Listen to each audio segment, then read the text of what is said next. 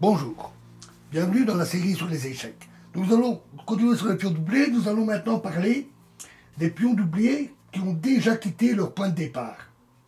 Concrètement, il s'agit souvent des pions doublés C3 et C4 ou C5, C6 et qui se rencontrent souvent dans la pratique moderne, surtout dans les différentes variantes de la défense Nimzowitsch. La formation des pions ici se rencontre souvent déjà dans l'ouverture.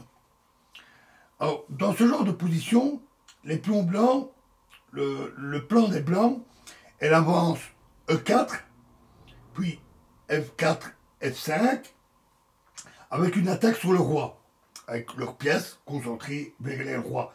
Les noirs, par contre, tâchent de tirer profit de la faiblesse des pions doublés. Il serait très bon pour eux de pouvoir amener les blancs à la poussée D4, D5, sans jouer eux-mêmes C5. Ainsi, par exemple, après D6, E4, E5, pardon, remettons ceci. Donc après D6, E4, E5, jouer D5 serait une grosse erreur.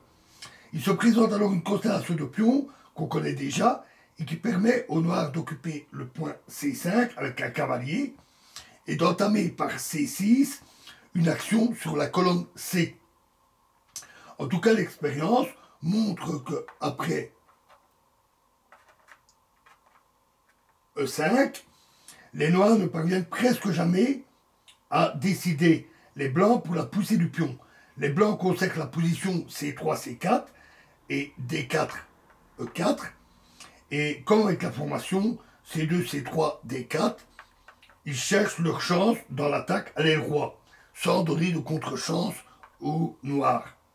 Et si les noirs jouent E5 ou C5, les blancs peuvent généralement sans inconvénient, à ce moment-là, jouer des 4 D5, car maintenant avec la position complètement bloquée, le désavantage des pions doublés n'a pas beaucoup d'importance.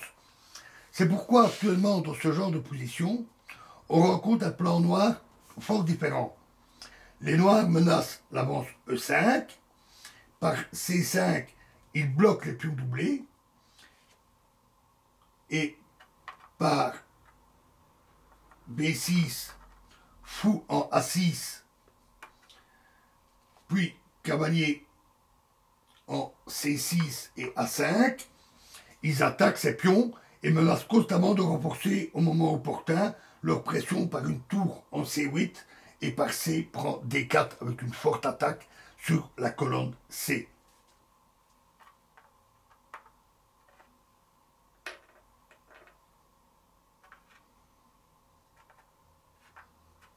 Le projet des Blancs d'attaquer à l'aile roi, les Noirs ont deux façons d'y parer.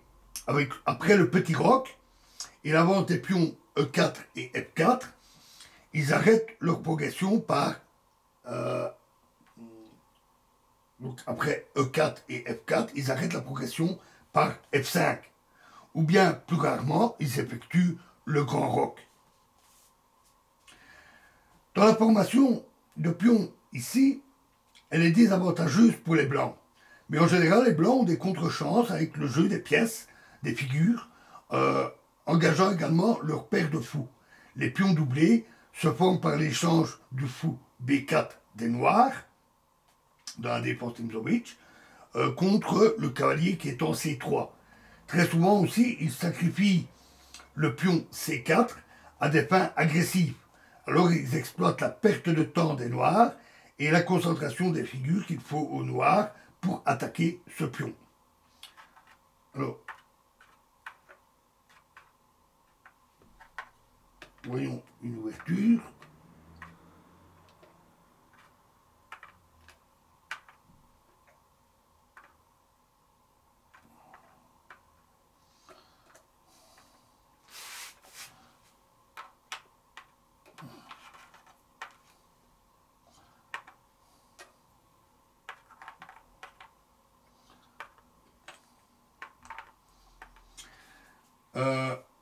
La variante sémiche de la défense Nimzowitsch, donc c'est D4, cavalier F6, C4, E6, cavalier C3, fou B4, donc la Nimzowitsch, A3, fou prend C3, B prend C3, qui est la variante, on va dire classique, hein, de la Nimzowitsch, peut aider le joueur à se familiariser avec les différents problèmes stratégiques et tactiques qui se présentent avec une telle formation de pions.